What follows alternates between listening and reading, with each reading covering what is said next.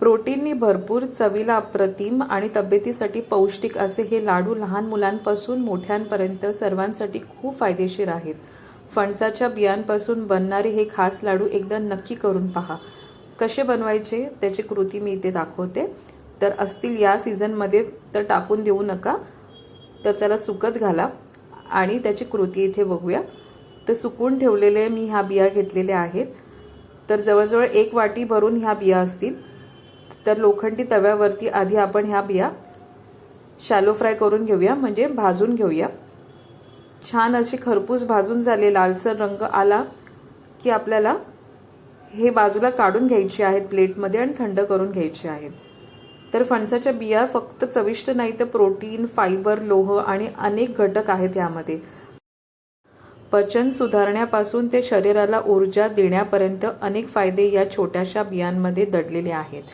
तर छान असे खरपूस भाजून घेतल्यानंतर पूर्ण थंड करून घ्यायचे। थंड करून झाल्यानंतर त्याची सालं या पद्धतीने काढून घ्यायचे आणि गोट्या बाजूला करून घ्यायचे। नंतर खलबत्त्यामध्ये किंवा पाटा वरवंट्यावरती जाडसर ठेचून घ्या, जेणेकरून मिक्सरमध्ये त्याची पावडर बनवायला सोपी जाईल। नंतर दुसऱ्या बाजूला काजू पण मी छान असे सोलून घेतले। सालासकट काजू घेतले ना तर त्याची चव खूप छान असते। तर मी खलबत्त्यामध्ये थोडंसं ह्याला फोडून घेते। जर डायरेक्ट लावलं तर बऱ्याच वेळेला मिक्सरच्या पातीला त्रास होऊ शकतो। तर असे फोडून घ्यायचे आणि मिक्सरला लावून छान अशी पावडर करून घ्यायची या बियांची। बंद चालू करूनच पावडर करून घ्यायची। नंतर त्याच तव्यावरती 1 चमचा तूप घ्यायचा आहे आणि ही पावडर अशी बारीक करून घेतलेली आहे ती घालायची आहे।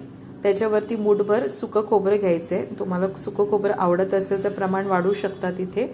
आणि यानंतर यावरती तुम्हाला आवडीचे जे काय आहे ड्रायफ्रुट्स आहेत ते घालायचे। इथे मी काजू घातलेले आहेत, बेदाणे, बदाम काही तुम्ही इथे घालू शकता, नाही घातलं तरीही चालतं।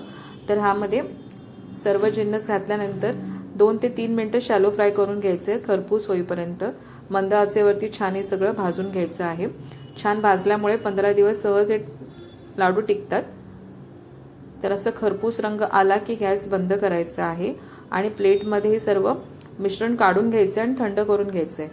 एकदा हे मिश्रण पूर्ण थंड झालं की परत आपल्याला हे मिक्सरमध्ये घ्यायचं, मिक्सरच्या भांड्यामध्ये घालायचं आहे। आता इथे तुम्हाला खजूर वापरायचं असेल तर खजूर वापरू शकतात किंवा तुम्हाला पिठी साखर वापरायची तर ती वापरू शकतात। इथे मी गुळाची पावडर वापरलेली आहे। तर तुम्ही किती गोड खाता त्याप्रमाणे प्रमाण ठरवा। मी अर्धी वाटी गुळाची पावडर घेतलेली आहे, ती घालायची आहे आणि परत मिक्सरवरती बंद चालू करून हे मिक्सर वाटून घ्यायचं आहे सर्व मिश्रण। जोपर्यंत गोळा तयार होत नाही तोपर्यंत मिक्सर चालू ठेवायचा आहे।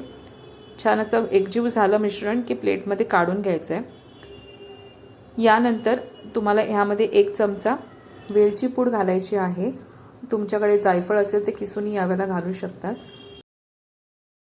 मिश्रण जर कोरडं झालं असेल, लाडू वळायला त्रास होत असेल तर 1 चमचा तूप वितळून ह्यामध्ये तुम्ही घालू शकतात। तुमच्याकडे खजूर पावडर असेल तर ती तुम्ही यामध्ये मिक्स करू शकतात। तर छान असं व्यवस्थित मिश्रण मिक्स करून घ्यायचे आणि जेवढे हवे त्या आकाराचे तुम्ही इथे गोळे करून घ्यायचे। माझ्याकडे लहान मुलं आहेत त्यामुळे मी छोटे छोटे बनवून ठेवले। आता शाळा पण चालू झालेली आहे तर टिफिनमध्ये 1 लाडू पुरेसा आहे, त्याने बऱ्यापैकी पोट भरतं, कारण का प्रोटीन भरपूर आहे या बियांमध्ये। तर सीझन आहे तोपर्यंत हे लाडू बनवून ठेवा आणि मस्त एन्जॉय करा। चवीला खूप छान आहेत आणि नेहमीपेक्षा वेगळे। मुलं शक्यतो बिया खात नाहीत, शहरातली मुलं तर अजिबातच खात नाहीत। तर या पद्धतीने करून ठेवा आणि नक्की त्यांना द्या, खाऊ घाला।